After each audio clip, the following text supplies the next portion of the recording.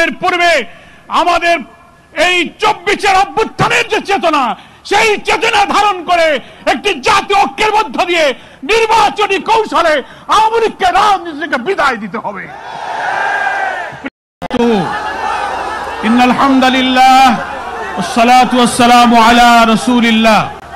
এবং স্যাডিস্ট, সমস্ত খুন, গুম, হত্যা, ক্রসফায়ারের মাস্টারমাইন্ড শেখ হাসিনা, তার নির্যাতনের রক্তের যে কালো ছাপ, অশ্রুসিক্ত মায়ের কান্না এখনো শুকায় নাই, অথচ যেখানকার মাল সে সেখানে ফিরে গিয়েছে, সেখান থেকে সন্ত্রাসের নতুন ব্লুপ্রিন্ট সে তৈরি করছে।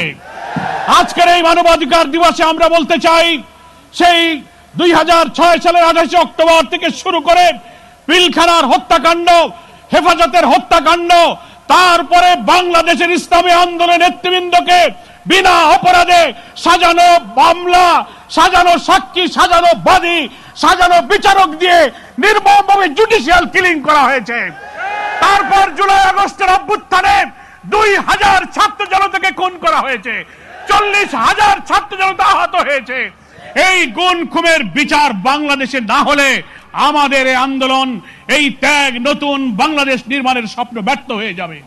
আমি প্রশ্ন করতে চাই, বাংলাদেশ নামক রাষ্ট্রে একটি মানবাধিকার কমিশন আছে। এই 17-18 বছরের কালো যুগে যত খুন, গুম, ক্রসফায়ার হয়েছে, মানবাধিকার কমিশন তার কি বিচার করেছে? বাংলাদেশের সংবিধানে কমিশনকে এখতিয়ার দেওয়া হয়েছে, তারা সরকারের কাছে, স্বরাষ্ট্র মন্ত্রণালয়ের কাছে অভিযোগ করতে পারে, বিচারের জন্য তারা উদ্যোগ নিতে পারে। তারা করেনি। এই কমিশন ফ্যাসিবাদের দোসর ছিল। আজকে নতুন বাংলাদেশ হতে যাচ্ছে। আমরা মনে করি আমাদের এই ফ্যাসিবাদ থেকে মুক্তি পেতে গেলে, আমাদের নতুন বাংলাদেশ নির্মাণের জন্য আমাদের প্রাণের সন্তানের যে জীবন দিয়েছে, সেই রক্তের দায় শোধ করতে গেলে আগামী জাতীয় নির্বাচনের পূর্বে আমাদের এই 24-এর অভ্যুত্থানের যে চেতনা, সেই চেতনা ধারণ করে একটি জাতীয় ঐক্যের মধ্য দিয়ে নির্বাচনী কৌশলে আওয়ামী লীগকে রাজনীতি থেকে বিদায় দিতে হবে। প্রিয় ভাইরা আমার, আজকে বাংলাদেশের মানুষ বর্তমান সরকারের অর্থাৎ অন্তর্বর্তীকালীন সরকারের প্রধান উপদেষ্টা ডক্টর মোহাম্মদ ইউনূসের ডাকে সাড়া দিয়ে গত 4 তারিখে দেশ এবং দুনিয়াকে আমার জাতীয় ঐক্যের প্রমাণ দিয়েছি। আমরা সরকারকে বলতে চাই, সরকারের অভ্যন্তরে, প্রশাসনের, judiciary, civil administration, police administration, everywhere, every sector of our society, যেখানে ফ্যাসিবাদের দোসররা আজও ঘাপটি মেরে বসে আছে, এদের থেকে প্রশাসনকে পরিচ্ছন্ন না করলে অবাধ নির্বাচন হতে পারে না। সেই জন্য আপনারা শক্ত হন, দৃঢ় হন, ঝুঁকি গ্রহণ করুন। আমরা আপনাদের পাশে আছি। কিন্তু আওয়ামী দোসরদের সাথে আঘাত করলে আপনার আমার স্বপ্ন পূরণ হবে না, নির্বাচন নিরপেক্ষ হবে না। সেই জন্য হাজার শহীদের রক্তের দায় শোধ করার জন্য আসুন, নতুন একটি বাংলাদেশ নির্মাণ করে আমাদের এমন বাংলাদেশ আমরা চাই, যেখানে গণতন্ত্র, ভোটাধিকার, মানবিক মূল্যবোধ, সাম্য, সামাজিক সুবিচার, নিরন্ন মানুষের দুঃখ কষ্ট, অনাহারী বস্ত্রহীনের কান্না থাকবে না, ইনসাফপূর্ণ সমৃদ্ধ বাংলাদেশ হবে। সেই বাংলাদেশ যদি আমরা প্রতিষ্ঠা করতে পারি, তাহলেই 24-এর গণ অভ্যুত্থানের ত্যাগ আমাদের সার্থক হবে।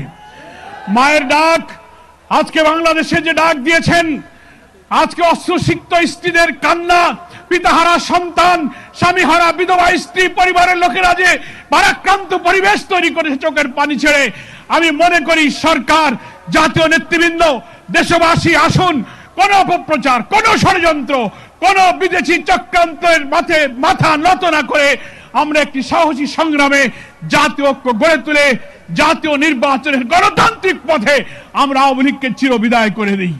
সকলকে ধন্যবাদ জানিয়ে এক্ষুনি মাগরিবের আজান হবে। যারা আজকের এই মায়ের ডাকের সাড়া দিয়ে নতুন জাতীয় চেতনার আজকে আরেকটি ঐক্যের নজির স্থাপন করলেন, এই ঐক্যই যেন বাংলাদেশের মানুষের স্বপ্ন পূরণের কারণ হয়, সেই আশাবাদ ব্যক্ত করে সকলকে ধন্যবাদ জানিয়ে বাংলাদেশ জামাত ইসলামীর সম্মানিত আমির, বাংলাদেশের রাজনৈতিক অঙ্গনের আলোচিত নন্দিত মানবিক নেতা ডাক্তার শফিকুর রহমানের পক্ষ থেকে দেশবাসীকে শুভেচ্ছা জানিয়ে, মায়ের ডাককে অভিনন্দন জানিয়ে আমার বক্তব্য শেষ করছি। খোদা হাফেজ। বাংলাদেশ জিন্দাবাদ। প্রোগ্রাম হবে সেই জায়গায় প্রাণ খুলে সালাম দিতে পারবো, এই ব্যাপারটা ছিল অবিশ্বাস্য রকমের ঘটনা। কারণ শুধুমাত্র সালাম দেওয়াটাকে কেন্দ্র করে কত মানুষকে নিপীড়ন চালিয়েছে ডাইনি শেখ হাসিনা, তার কোনো হিসাব নাই। আমরা অনেক ক্ষেত্রে শুনি যে ইতিহাসে আইয়ামে জাহেলিয়াত ছিল। আমি বলি শেখ হাসিনার রেজিমটাকে আমি সবসময় বলি আওয়ামী জাহেলিয়াত। এবং এই আওয়ামী জাহেলিয়াতে এমন কোন মানুষ নাই যারা তার দ্বারা গুম, খুন এবং সর্ব ধরনের মানবাধিকার লঙ্ঘনের শিকার হয় নাই। আজকে মায়ের ডাকের প্রোগ্রাম যখন উন্মুক্ত পরিবেশে হচ্ছে, গত বছরও যদি এই টাইপ উন্মুক্ত পরিবেশে করার চেষ্টা করা হতো, আমি নিশ্চিত এই যে দাড়ি টুপিওয়ালা মানুষ যতজন আছেন তাদের অর্ধেককে ধরে নিয়ে যাওয়ার জন্য হাসিনার এজেন্সির লোকগুলো এই জায়গায় বসে থাকতো। বাংলাদেশে মুক্ত পরিবেশ এসেছে কিনা সেটা বোঝার আগে আক্ষেপের জায়গাটা হলো, অনেকগুলো বাচ্চা আছে যাদেরকে আমি বেশ কয়েক বছর ধরে চিনি, অনেকগুলো আহত মানুষ আছেন যারা আজকে বসে আছেন। এই মানুষগুলোর কান্না কি আমরা মুছে দিতে পারছি কিনা? এই কান্না যতদিন না মুছে দেওয়া হবে, আমার কাছে মনে হয় ততদিন পর্যন্ত মুক্ত বাংলাদেশের দাবি করাটা আমাদের কাছে হবে খুবই অনৈতিক একটা কাজ। আরেকটা জিনিস বলে রাখাটা দরকার, অনেকে অনেক আক্ষেপ করেন যে এত মানুষ মেরে ফেলার পরেও শেখ হাসিনার ভেতরে এবং তার দলের লোকদের ভেতরে কোনো রিমোর্স বোধ নাই কেন? আমি বলি ওদের দলের ভেতরে রিমোর্স বোধ থাকা উচিত না। তার কারণ ফ্যাসিবাদ আওয়ামী লীগের ডিএনএ এর ভেতরে আছে। শেখ হাসিনা হঠাৎ করে 2024 সালে এসে স্বৈরাচারী হয়ে যায় নাই। 2011 সালে পঞ্চদশ সংশোধনী যেদিন করেছে ওই দিন থেকেই শেখ হাসিনা স্বৈরাচার ছিল। এমনকি শেখ হাসিনা নতুন করে বাংলাদেশে কোনো কিছু করে নাই। এই দেশের তরুণ প্রজন্মকে একটা জিনিস ভুলিয়ে দেওয়া হয়, 72 থেকে শুরু করে 1975 সালের ইতিহাস। এবং খুবই স্পষ্ট ভাষায় বলতে গেলে এই বাংলাদেশের প্রথম স্বৈরাচার ছিল শেখ মুজিব। এই কথাটা বলতে অনেকে দ্বিধান্বিত হয়ে পড়ে এখনো। ভোট চুরি বাংলাদেশে শেখ হাসিনা প্রথম করে নাই। 1973 সালে 7 মার্চের ইলেকশনে ভোট চুরি হয়। গুম, খুন, প্রশাসনিক দৌরাত্ম্য, প্রশাসনিক লুটপাট, এই একটা কাজও শেখ হাসিনার হাত দিয়ে শুরু করা না। প্রত্যেকটা কাজ শেখ মুজিবের হাত দিয়ে শুরু করা এবং এটাকে শিল্পের পর্যায়ে নিয়ে গেছে শেখ হাসিনা। এই যে এত চেতনার কথা বলে, মুক্তিযুদ্ধের চেতনা, অমক চেতনা, তমক চেতনা, মুক্তিযোদ্ধাদের পরে কি শেখ হাসিনা সিম্প্যাথি দেখিয়েছে কখনো? কখনো দেখায় নাই। তার কারণ আপনাদের মনে থাকার কথা, এই ঢাকার মেয়র ছিল সাদেক হোসেন খোকা সাহেব, একজন গেরিলা যোদ্ধা যার রক্তের উপর দিয়ে বাংলাদেশ স্বাধীন হয়েছে। সেই সাদেক হোসেন খোকাকে স্বাধীন বাংলাদেশে এসে মরার সুযোগ দেয় নাই ওই স্বৈরাচারী শেখ হাসিনা। তার আশেপাশে যত মানুষ থাকতো প্রত্যেকটা মানুষ লুটপাটের অংশীদার ছিল। এবং যত ব্যবসায়ী, যত সংবাদ মাধ্যমের যারা কর্মী ছিল, যত আদালত, একটা ব্যাপার নিয়ে কথা বলতে খুবই আক্ষেপ হয়, আমি আইনের ছাত্র, যে মঞ্চে দাঁড়িয়ে আমরা কথা বলছি, আমাদের হাতের বাম সাইডে যে আদালতটা আছে বাংলাদেশের ভেতরে পবিত্রতম জায়গা হিসেবে চিন্তা করা যেত, কিন্তু ওই আদালতের মাধ্যমে কত নিরীহ মানুষের রক্ত কেড়ে নিয়েছে শেখ হাসিনা, তার কোনো ইয়ত্তা নাই। এবং বাংলাদেশে মাঝে মাঝে বলা হয় না যে এদের অবিচারের মাত্রাটা কেমন? আমার কাছে মনে হয় জার্মানির নাজি পার্টির চেয়েও ভয়ার্ত ভাবে আবির্ভূত হয়েছিল শেখ হাসিনা। এবং সামনের দিনে আমাদের একটা চ্যালেঞ্জ আছে যে জাতিগতভাবে আমরা ঐক্যটা ধরে রাখতে পারি কিনা। তবে এই জায়গায় এসে আমি একটা ব্যাপার সুনিশ্চিত, সামনে বাংলাদেশে এক থাকবেই। এই জায়গায় দাড়ি টুপিওয়ালা মানুষ আছেন, শার্ট প্যান্ট পরা মানুষ আছেন, নারী পুরুষ সবাই আছে, বাংলাদেশের পতাকাটাও আছে। এই ঐক্যটা ধরে রাখা দরকার। সবাই থাকবে এই বাংলাদেশে, সবাই রাজনীতি করতে পারবে। শুধুমাত্র শেখ হাসিনা এবং তার সাঙ্গপাঙ্গরা এই বাংলাদেশে আর পুনর্বাসিত হতে পারবে না। এই ব্যাপারটা নিশ্চিত করা আমাদের অত্যন্ত জরুরি এবং এই ব্যাপারটা নিশ্চিত করা আমাদের সবার পবিত্র আমানত। এই বলে আমি আমার সংক্ষিপ্ত বক্তব্য শেষ করছি। ধন্যবাদ সবাইকে। সকাল থেকে স্লোগান শুনছি, আপনাদের সাথে আমার পরিচয় নেই, তবে হয়তো এই স্লোগানের মাধ্যমে আপনারা আমাকে চিনতে পারবেন। নারায়ে তাকবীর, তাকবীর, নারে তাকবীর, নারে তাকবীর। গত 16 বছর ধরে আমার বাবা খুনের শিকার, আমি নিজে গুমের শিকার, আমার মা মামলার শিকার। হয়তো এখানে অনেকেই আছেন আপনারা যাদের পারিবারিক অবস্থা প্রায় একই। আপনাদের সকলকে ধন্যবাদ জানাতে চাই, আপনারা আমাদের পাশে দাঁড়িয়েছিলেন। আমার মতো যেই পরিবারগুলার প্রায় ধ্বংস হয়ে যাওয়ার পর্যায়ে চলে এসেছিল, আপনারা সাহায্য করেছেন, পাশে দাঁড়িয়েছেন, আশ্রয় দিয়েছেন। আপনাদের কারণে আজকে আমরা এই মঞ্চে দাঁড়াতে পেরেছি। হয়তো আপনাদের সামনে যে কথাটা বলতে যাচ্ছি আপনারা অনেকবার শুনেছেন, স্বজন হারানোর ব্যথা আমার থেকে বেশি আর কে বোঝে। শেখ হাসিনার প্রিয় ডায়লগ, সপ্তাহে 2 বার করে শুনতে আমি তাদের সাথে একমত। অবৈধভাবে আওয়ামী লীগের নেতারা বর্তমানে ভারতে আছে, তাদেরকে তাড়াতাড়ি বের করে দিলেই ভালো। আমরাও চাই তারা বাংলাদেশে ফিরে আসুক। তাদেরকে কাঠগড়ায় না দাঁড়ানো পর্যন্ত আমার বাবার আত্মা শান্তি পাবে না।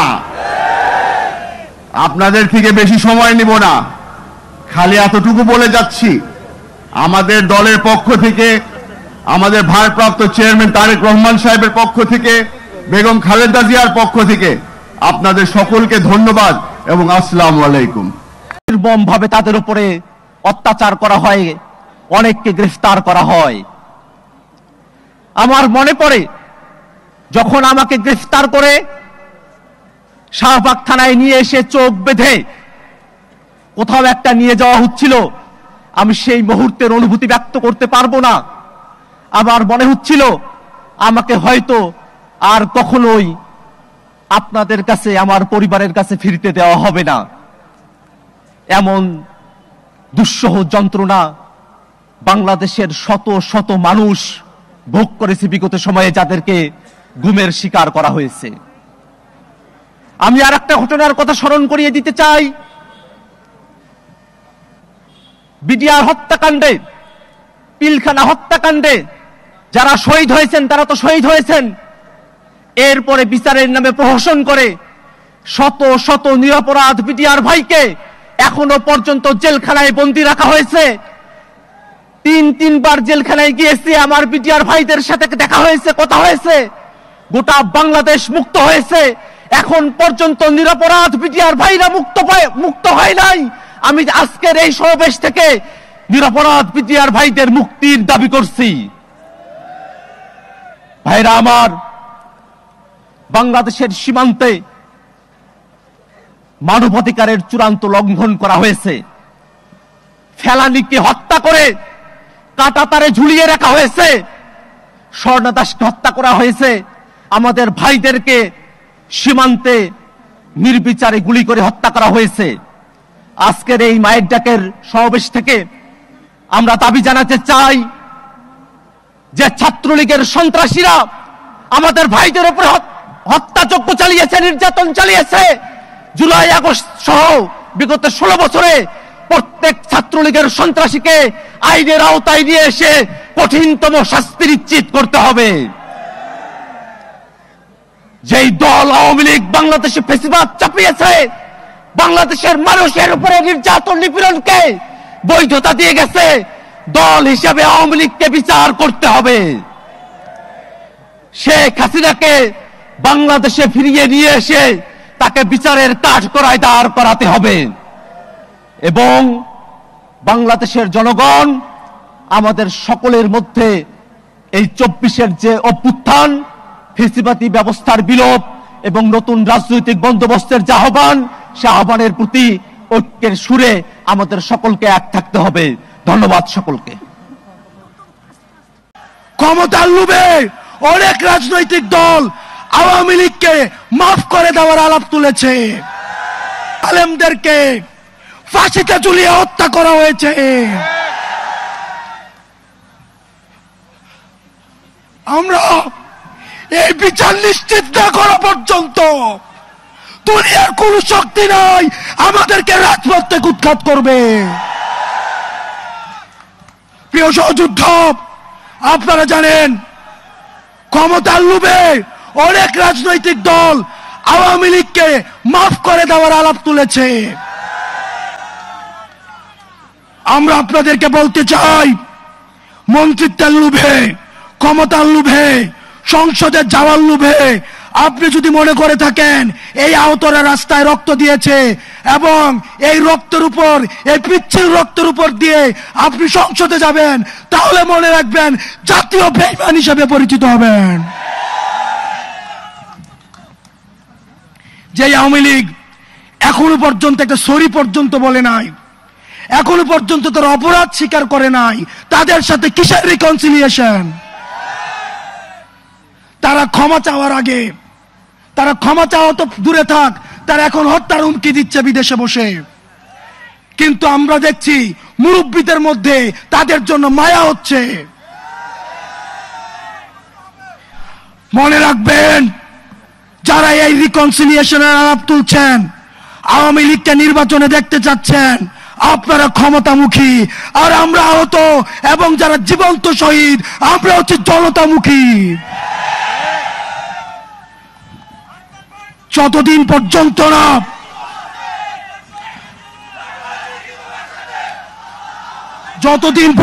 না আওয়ামী লীগের বিচার নিশ্চিত হবে, ততদিন পর্যন্ত আগে বিচারের প্রশ্ন। আমি মুরব্বীদেরকে বলতে চাই, যারা বিশেষজ্ঞ রাজনীতিবিদ আছেন, যারা রাজনীতি করছেন, আপনারা ক্ষমতায় যাবেন, গণতন্ত্র প্রতিষ্ঠিত হবে, ভোটাধিকার প্রতিষ্ঠিত হবে, এগুলোর জন্য আমরা আন্দোলন করেছি। কিন্তু আওয়ামী লীগের বিচার নিশ্চিতের পূর্বে তাদেরকে যদি আপনারা রাজনীতির ময়দানে ফিরিয়ে আনতে চান, তাহলে এই আহতদের রক্তের উপরে পাড়া দিয়ে আপনারা তাদেরকে মাঠে আনতে হবে। আমাদের এই পার্শ্ববর্তী দেশ এখন বাংলাদেশ যাদেরকে জঙ্গি স্বীকৃতি দিয়েছে, আগামীতেও দেওয়া হবে না।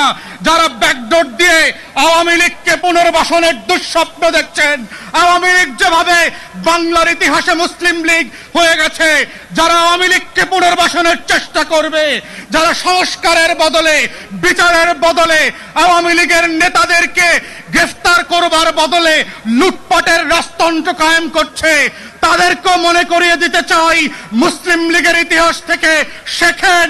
আওয়ামী লীগ মুসলিম লীগের ইতিহাস থেকে শেখে নাই বলে 60-এর দশক আবার 24-এ এসে হাজির হয়েছে। তাই গণ অভ্যুত্থানের স্পিরিট হচ্ছে বাংলাদেশ বদলে দেবার বন্দোবস্ত। গণ অভ্যুত্থানের স্পিরিট হচ্ছে নতুন করে বাংলাদেশকে ফ্যাসিবাদ মুক্ত বাংলাদেশ গড়বার প্রত্যয় তৈরি করা। গণ অভ্যুত্থানের স্পিরিট হচ্ছে সংস্কার এবং পরিবর্তন। গণ অভ্যুত্থানের স্পিরিট হচ্ছে গণতদন্ত কমিশন করে আমার 1700 শহীদের প্রত্যেকটা লাশের প্রতি ফোঁটা রক্তের বদলা নেওয়ার বিচার করা। গণ অভ্যুত্থানের স্পিরিট হচ্ছে 25,000 প্রতিবন্ধী এবং আহত মানুষকে বাংলাদেশের উত্তর প্রজন্মের কাছে পরিচিত করিয়ে দেওয়া। গণতদন্ত কমিশনের মধ্য দিয়ে গণ অভ্যুত্থানের স্পিরিটকে বাস্তবায়ন করবার জন্য আমরা এখন পর্যন্ত দেখি নাই অন্তর্বর্তীকালীন সরকার গত 4.5 মাসে একটা তদন্ত কমিশন করেছে। আমরা গত 4 মাসে দেখলাম না পিলখানা গণহত্যার জন্য যারা আমরা রাস্তায় রাস্তায় মিছিল করেছি গত বছরগুলোতে, তাদের বিচারের জন্য একটা তদন্ত কমিশন হয়েছে। আমরা এখন পর্যন্ত দেখলাম না গত 4.5 মাসে এই বিচার ব্যবস্থাকে ঢেলে সাজানোর জন্য ন্যূনতম আয়োজন করা হয়েছে। অন্তর্বর্তীকালীন সরকারের উপদেষ্টা আছেন, আমরা মনে করিয়ে দিতে চাই রাজপথের লড়াইকে ভুলে যাবেন না। রক্তের বদলাতের রক্তের যে বিচারের দাবি এসছে সেগুলোকে ভুলে যাবেন না। আমলাতন্ত্রের ফাঁদে পড়বেন না। রাজনৈতিক দলের বাটপারি আর নির্বাচনের যে গণদাবি আসছে এগুলোর মধ্য দিয়ে যেন বিচারের দাবিগুলো হারিয়ে না যায়। তাই আমরা আশা করছি বাংলাদেশের ইতিহাস বদলে দেবার যে লড়াই 24-এ হয়েছে এর প্রত্যেকটা পরতে পরতে বাস্তবায়নের দায়িত্ব আপনাদেরকে নিতে হবে। না হলে ফ্রেঞ্চ রেভলিউশন থেকে, রুশ বিপ্লবের ইতিহাস থেকে শিক্ষা নেবেন আপনারা এবং আমরা। গিলোটিনের নিচে আছি, বিচার করবেন, না হলে আমরা এই বিচারের মুখোমুখি হব। এই বাস্তবতা ভুলে না গিয়ে বাংলাদেশে নতুন বাংলাদেশ গড়বার যে লড়াই, সেই লড়াইতে আপনারা লড়াইয়ের মতো করে সামিল হবেন, সেই আহ্বান জানিয়ে আমার বক্তব্য এখানেই শেষ করছি। সবাইকে অসংখ্য ধন্যবাদ। ধন্যবাদ মায়ের ডাক এবং তার পরিবারদেরকে। আসসালামু আলাইকুম।